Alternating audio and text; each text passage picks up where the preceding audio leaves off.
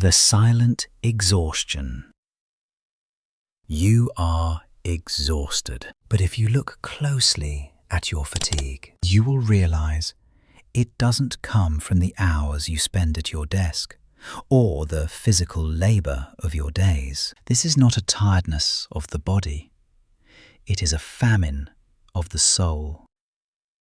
You are drained because you have allowed energy vampires to take up residence rent-free within the sacred sanctuary of your mind. We often mistake endurance for strength. We believe that by staying available, by being the one who always checks in, the one who sends the first text, and the one who visits regardless of the distance, we are proving our value. But in reality, every unanswered call you dwell upon and every one-sided effort you force is a strike against your own foundation. You are not building a bridge. You are tearing down your own borders. You must understand a painful, liberating truth. Their silence is not an accident. It is a response. Their lack of effort is not a busy schedule. It is a message of priority. Today, we are not here to learn how to be kinder or more patient. The world has already taken enough of your patience. Instead, we will learn the art of spiritual gatekeeping. We will walk through the 3 gates of energy to reclaim the self-respect you surrendered in the name of being nice. Gate 1.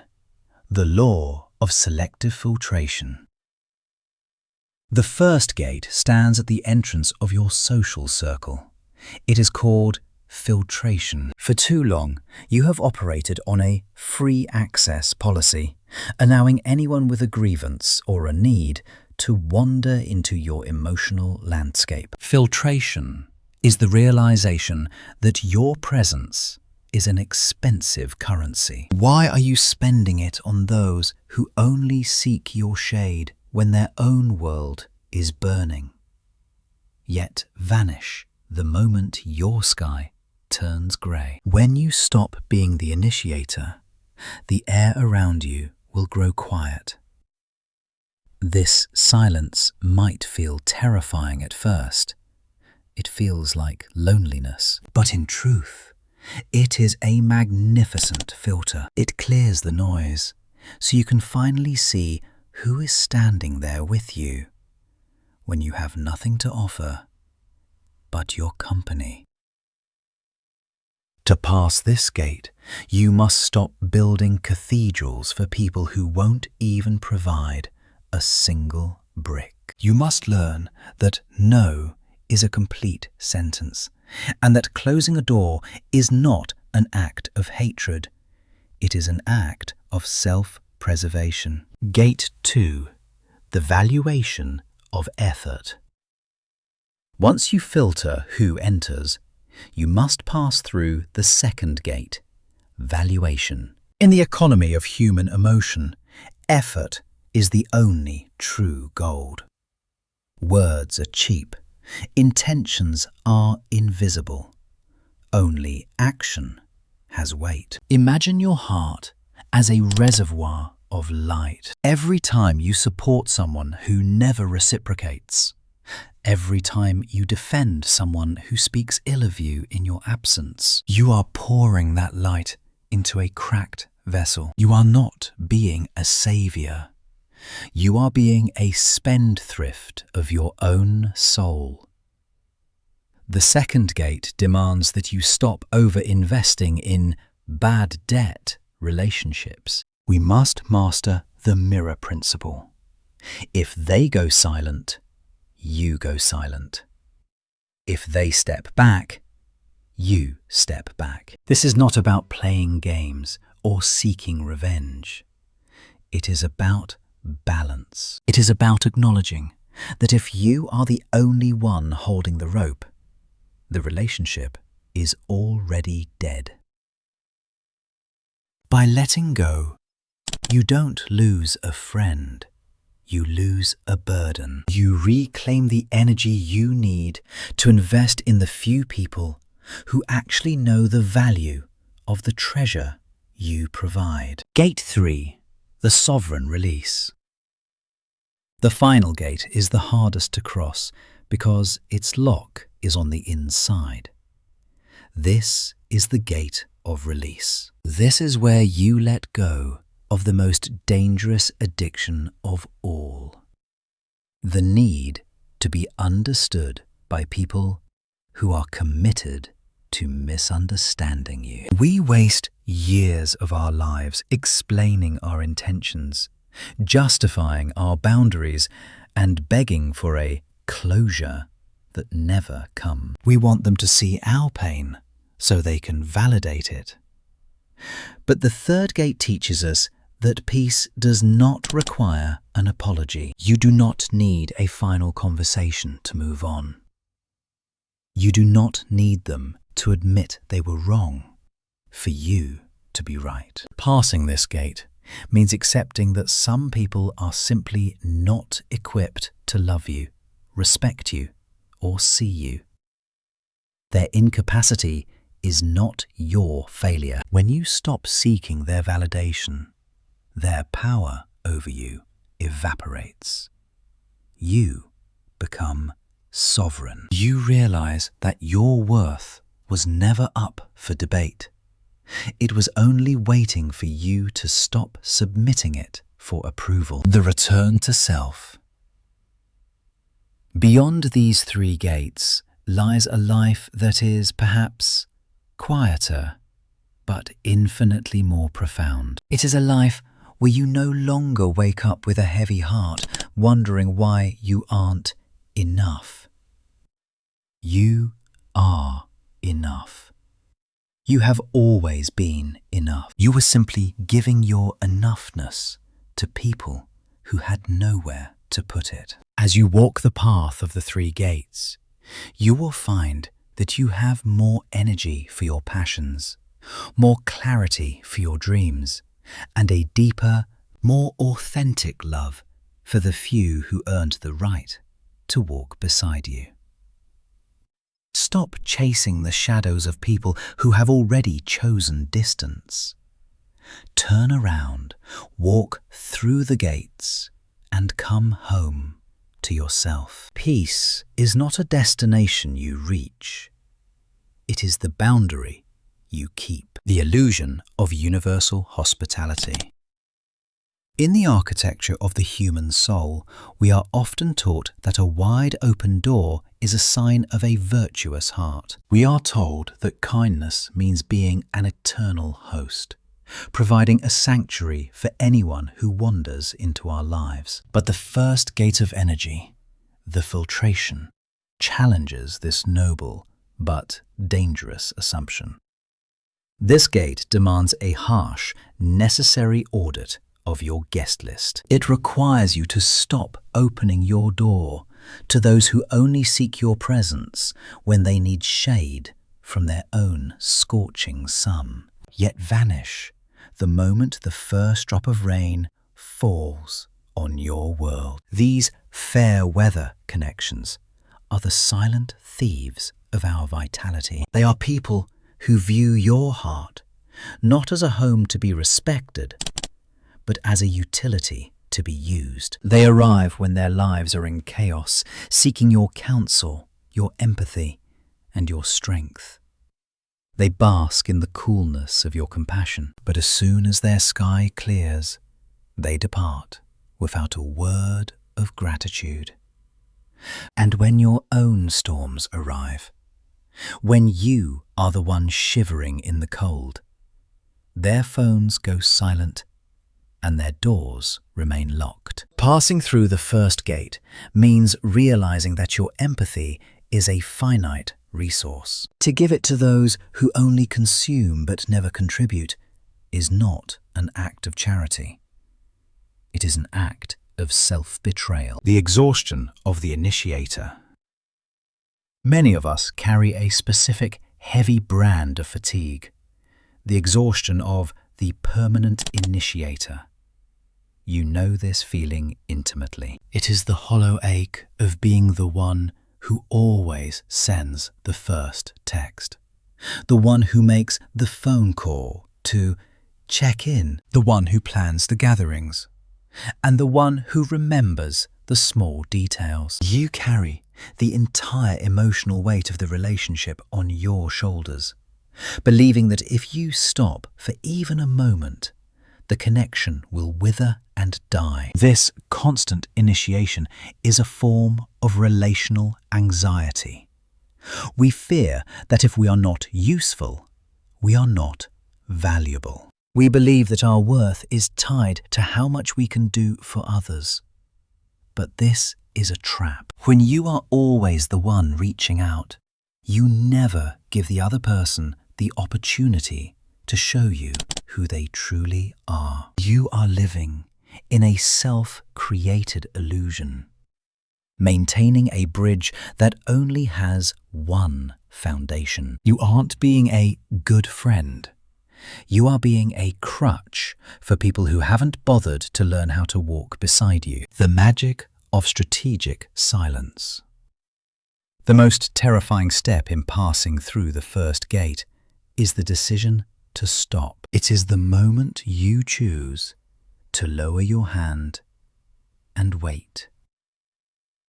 When you stop the one-sided effort, a profound and heavy silence will inevitably emerge. For the first few days, this silence will feel like a failure. It will feel like loneliness. You will check your phone, waiting for the vibration that doesn't come. And you will feel the urge to just reach out one more time to bridge the gap. Do not break that silence. This is not a game of pride.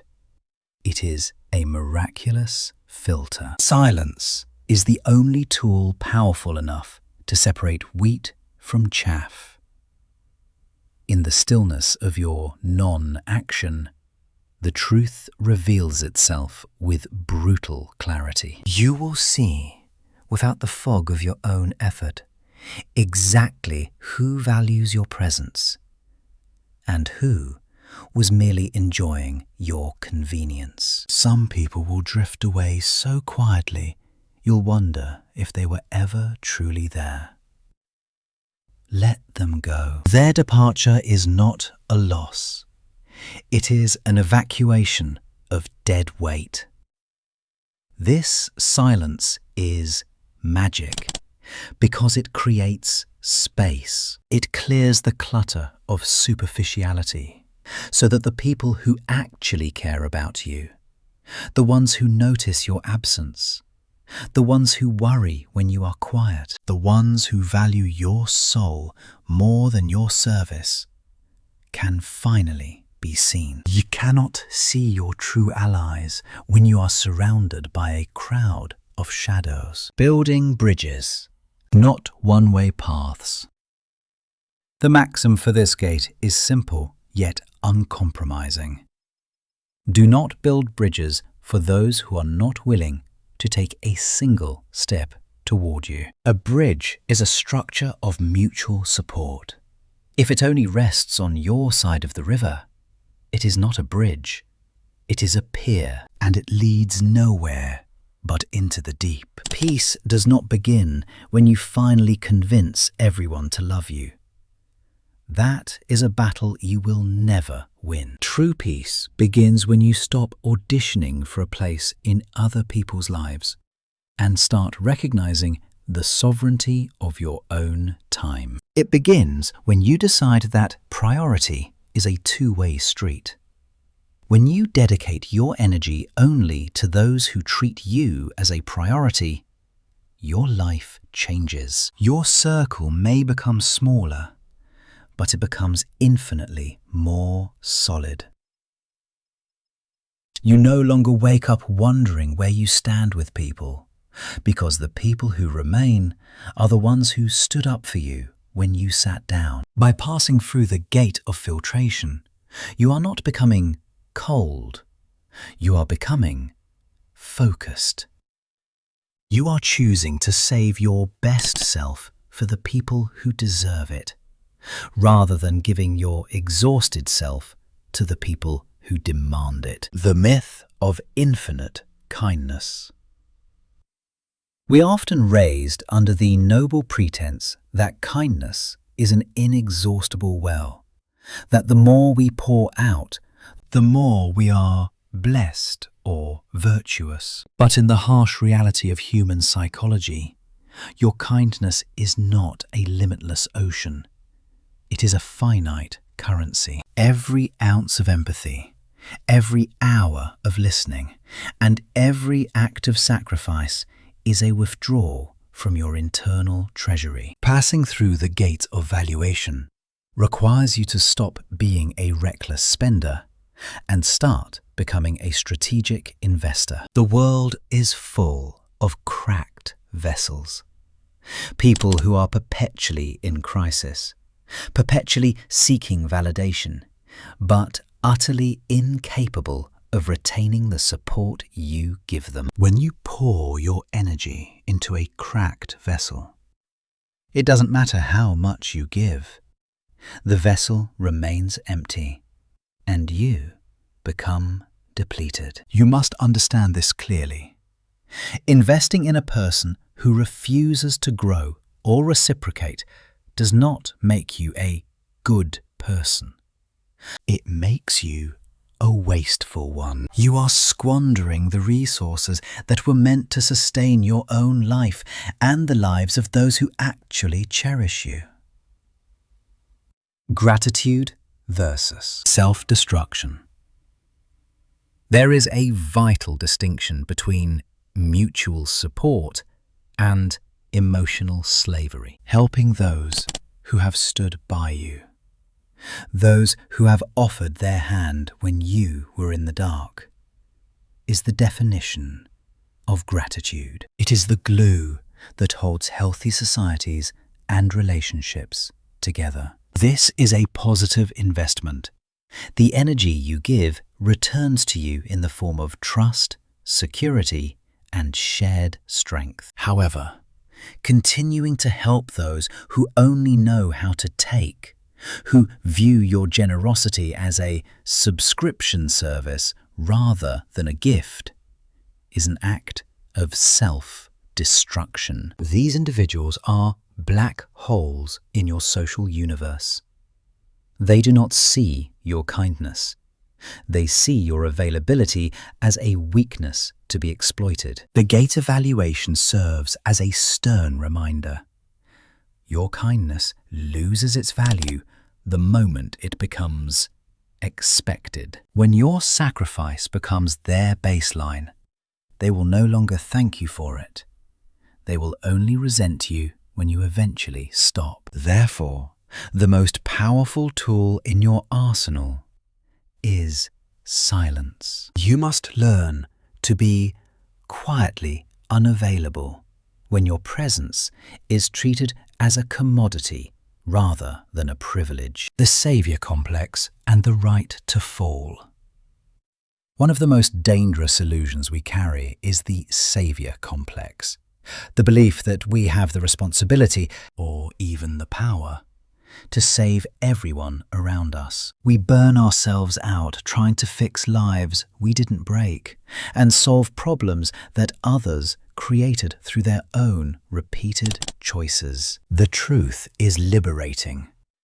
You are not the world's emergency room. You are not obligated to set yourself on fire to keep others warm, especially those who aren't even trying to build their own fire. There is a specific type of person who is addicted to their own tragedy. They don't want a solution. They want an audience. By constantly saving them, you are actually robbing them of the consequences they need to finally change. You are participating in their stagnation. Passing this gate means accepting that some people must be allowed to hit the bottom. You cannot carry someone who refuses to walk. Your energy is a sacred flame. Do not waste it blowing on the cold ashes of someone else's excuses. Investing in the allies, not the spectators. Take a moment to look at the people standing in your circle. Who is there? When you achieve a great victory, the world is suddenly full of friends. They want to bask in your light, toast to your success, and claim a piece of your glory. These are the spectators. They are easy to find and even easier to lose. But who was there when you were at your lowest? Who sat with you in the silence of your failure? Who offered a shoulder when you had nothing to give back?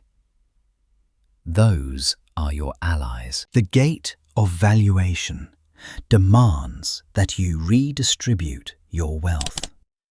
Stop giving VIP access to spectators while your allies get the leftovers. Redirect that massive amount of energy you used to spend chasing the ungrateful and fixing the broken. Pour it into the people who would stand in the rain with you. Pour it into your own growth, your own peace, and your own purpose. When you stop feeding the leeches, you finally have enough strength to nourish the lions in your life. Remember, peace begins when you stop proving your worth to those who don't care and start honoring your value for those who do. This brings us to the final, most daunting threshold. While the first two gates were concerned with your external boundaries and the economy of your effort, this last gate is an internal revolution. Gate 3, the sovereign release, the liberation from the need to be understood. The internal lock. The third gate is unique because its lock is not found on the outside. It is forged within the depths of your own ego. This is the gate of the sovereign release. It marks the transition from being a prisoner of external validation to becoming the master of your own internal peace. For many of us, the greatest weight we carry is not what people do to us, but our desperate, agonizing desire for them to understand why they shouldn't have done it. We lose our sleep, our health, and our sanity trying to explain our heart to people who have already committed themselves to misinterpreting our soul. Passing this gate requires you to accept a brutal freedom. You do not need to be understood to be at peace. We often believe that if we just find the right words, the right tone, or the right evidence, we can finally make the other person see our value. We believe that if they truly understood our pain, they would change. This is a tragic illusion. Most people who ignore your boundaries or devalue your presence do not do so out of a lack of information. They do so out of a lack of character or a lack of interest. By constantly explaining yourself, you are handing them the keys to your emotional well-being. You are telling them, my peace depends on your comprehension. The moment you stop explaining is the moment you take those keys back. The standard of self-worth. There is a dangerous temptation to lower your standards when you feel the cold sting of rejection. We tell ourselves that if we were just a little less demanding, a little more flexible, or a little more accommodating, perhaps they would stay. We trade our authenticity for a fragile, unsustainable connection. But the gate of release reminds you that you do not need to prove you are worthy of love. Love and respect are not prizes to be won through a performance of self-sacrifice. They are the natural byproducts of a healthy alignment. When you lower your standards to keep someone in your life, you are not saving the relationship. You are losing yourself. An unsustainable connection is a house built on sand. The more you try to reinforce it with your own blood and sweat, the faster it sinks. Passing through this gate means standing tall in your truth. It means realizing that if your standard for respect is too high for someone, then they are simply not high enough for you. You are not difficult. You are simply aware of your own value. The death of expectation. The true catalyst for freedom is the total assassination of expectation. We suffer because we live by the golden rule, but expect it to be a universal law. We think, I would never treat them this way, so why do they treat me like this? This question is a prison. It assumes that everyone has the same emotional depth, the same integrity, and the same capacity for empathy that you do. They do not. The moment you let go of the expectation that people will treat you exactly as you treat them, the walls of your prison crumble. This is not about becoming cynical. It is about becoming realistic. It is about accepting people as they are, not as you hoped they would be. When you stop expecting a blind man to describe the colors of a sunset, you stop being angry at him for his blindness. You simply stop asking him to look. This shift in perspective is the ultimate liberation. You no longer react to their neglect. You simply observe it as a data point that informs your next move. The power of absence. Perhaps the most profound lesson of the third gate is the realization that your absence is a gift. We often stay in toxic cycles because we feel that leaving is a sign of giving up. But sometimes leaving is the only way to speak a truth that words could never convey. For someone who has taken your presence for granted, your words have become noise. Your explanations have become background static. They no longer hear you because they assume you will always be there to be heard. Your absence is the only lesson they might actually learn from. It is the only consequence that carries enough weight to pierce through their indifference. By walking away, you are not seeking revenge. You are simply removing the supply of your energy from a place where it isn't honored. You are giving them the one thing they seem to want: a life without you. As you pass through this final gate, you realize that peace is not a destination where everyone agrees with you or likes you. Peace is the quiet, unshakable knowledge that you are whole, regardless of who stays or who leaves. You have mastered the sovereign release. You are no longer chasing the shadows of ghosts. You are walking forward into the light of your own life, unburdened, unapologetic, and finally, truly free. The paradox of abundance. We live in a culture obsessed with addition. We are taught that a successful life is measured by how much we can accumulate. More friends, more connections, more accolades, more presents. We treat our lives like a warehouse that must be filled to the brim to be considered valuable. But the final truth of the three gates reveals a profound paradox. Peace is not found in the acquisition of everything. It is found in the courageous abandonment of what was never yours to begin with. To pass the final threshold is to realize that fullness and clutter are not the same thing. A life cluttered with one-sided friendships, forced conversations, and the desperate pursuit of attention is not a full life.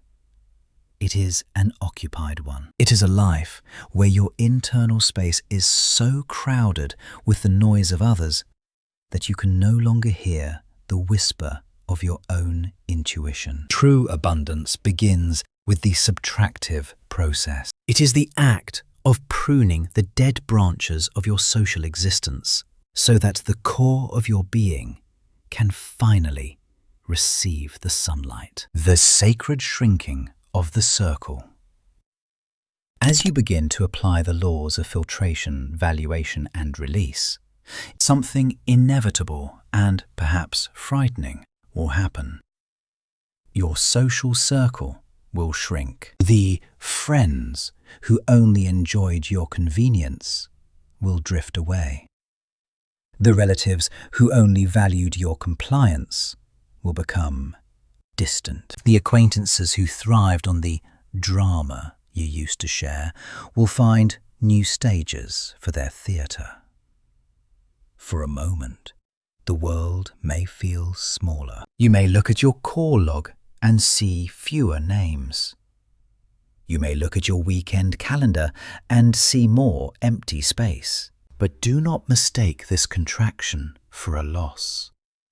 This is the sacred shrinking. It is the process of shedding the superficial to make room for the substantial. While your social circle becomes smaller, your soul is undergoing a magnificent expansion. In the space once occupied by the anxiety of keeping up, there is now room for self-reflection. In the time once wasted on explaining, there is now time for creation. You are trading 1,000 miles of shallow water for a single, bottomless well of authentic peace. Choosing dignity over attention. The most seductive trap in our modern world is the craving for attention. Attention is loud, immediate, and addictive. It provides a temporary high that mimics the feeling of being valued. But attention is not the same as respect, and it is certainly not the same as dignity. Dignity is quiet. It doesn't need to shout to be seen. It doesn't need to perform to be recognized. Dignity is the unshakable confidence of a person who knows their value and refuses to bargain for it. When you choose dignity over attention, you stop being a performer in someone else's play. You stop tailoring your words to fit their expectations and start speaking from the bedrock of your truth. You choose the boredom of peace over the excitement of drama. Drama is the smoke that hides the fact that a relationship has no fire. It is a cycle of conflict and reconciliation that creates an illusion of intimacy. Peace, however, is the steady warmth of a consistent flame. It may not provide the rush of a chaotic argument or a desperate chase, but it provides the stability you need to actually build a life. The birth of the autonomous soul. Walking through the 3 gates leads to the birth of the autonomous soul. This is a person who is no longer reactive. You no longer let an unanswered text ruin your morning. You no longer let a cold remark dictate your self-worth. You have moved from a state of emotional dependence to a state of sovereign stability. You realize that you are the architect of your own atmosphere. If someone brings storm clouds into your sanctuary, you don't argue with the rain. You simply close the window. You understand that your energy is your most precious asset, and you guard it with the fierce protectiveness of a king guarding his last fortress. This isn't about being lonely. It is about being selective. It is about realizing that a single hour of deep, authentic connection with a true ally is worth more than a lifetime of polite visits with 100 strangers. A call to the sovereignty of silence. This message is not just a lesson. It is a summons. It is a call to all those who have spent their lives over-giving and under-receiving. If these words have resonated with the hidden, tired parts of your heart, let it be the signal that your period of emotional exile is over. It is time to come home to yourself. We invite you to leave a mark in the comments, not for the sake of the algorithm, but as a public declaration of your own boundary. Share a gate you are committing to pass through today. By doing so, we are not just sharing a video. We are building a global community of autonomous souls. We are creating a world where kindness is a choice, not a compulsion, and where peace is protected as the ultimate human right. Step through the gates. Let the wrong people go. Let the right silence grow. Because in the end, we do not find peace by changing the world. We find peace by changing who we allow to live within our world. Choose calm. Choose dignity. Choose yourself.